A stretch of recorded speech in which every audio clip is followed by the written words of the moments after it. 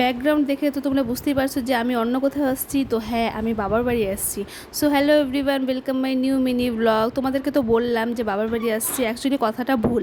এটা আমার বাবার নিচের বাড়ি না, বর্তমানে এই বাড়িতে ভাড়া আছে। বাবার তো নতুন বাড়িঘর বানাচ্ছে, তাই কয়েক মাসের জন্য এই বাড়িটা ভাড়া নিয়েছে। তো আমি এখানে কালকে রাত্রে এসেছিলাম, অভিকের স্কুল সামার ভ্যাকেশন দিয়েছে বলে ভাবলাম দুদিন থেকে আসি। সেই মতো কালকে রাতে অভিক আর আমাকে রেখে গিয়েছে আমার হাজব্যান্ড। তো পরের দিন সকালে আমি উঠে ফ্রেশ হয়ে সবার সাথে দেখা করে নিলাম। এই দেখো আমার কুটু সোনা শুয়ে আছে, কতবার যে ডাকছি, কত যে দুষ্টামি করছি ওর সাথে, তাও ঘুম থেকে উঠলো না। তো তারপর আমি সকালে চাটা খেয়ে নিলাম। গল্পগুজব করতে করতে চাটা খেতে আমার লেট হয়ে গেল।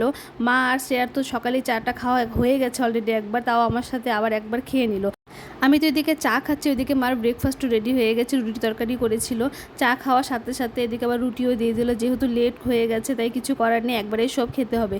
তো ব্রেকফাস্ট সেরে অভিককে স্নান করিয়ে নিজেও স্নান টান করে একদম ফ্রেশ হয়ে নিলাম। আর এদিকে দেখো শ্রেয়ার রান্নাও একদম কমপ্লিট। তো রান্না হয়েছিল পনিরের রসা, চাল কুমড়ার ঘন্ট আর ঝিঙ্গার বড়া। যেহেতু আমার শনিবার তাই সব নিরামিষ আইটেমই হয়েছিল।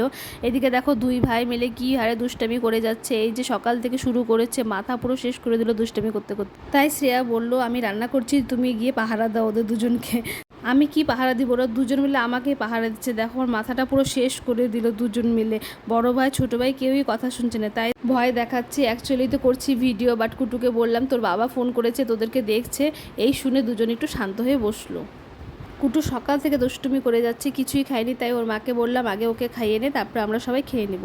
এই দেখো ছোট ভাই বড় ভাইয়ের নালিশ নিয়ে এসেছে, বড়দা আমার সাথে এই করলো ওই করলো, তাই ওকে একটু বুঝিয়ে সুঝিয়ে দিলাম আর একটু ওর সাথে খেললাম, বাস সব কিছু ভুলে গেছে। বাবা দুপুরবেলা কতগুলো আম নিয়ে এসছে, তাই দেখে অভিক জিদ করছে আম খাবো, তাই ওর মামি আম কেটে দিচ্ছে। এখানেও জানো না লেটেস্ট ঘটনা, বাবা 2 প্লাস্টিক আম এনেছিল, একটাতে পাকা আম একটাতে কাঁচা আম। তো অভিক পাকা আম ছেড়ে কাঁচা আমই খাবো বলে জিদ ধরেছে, তাই ওর মামি পাকা আমের সাথে সাথে কাঁচা আমটাও কেটে দিয়েছে। আর সেই আম খেয়ে অভিকের রিয়াকশন দেখো।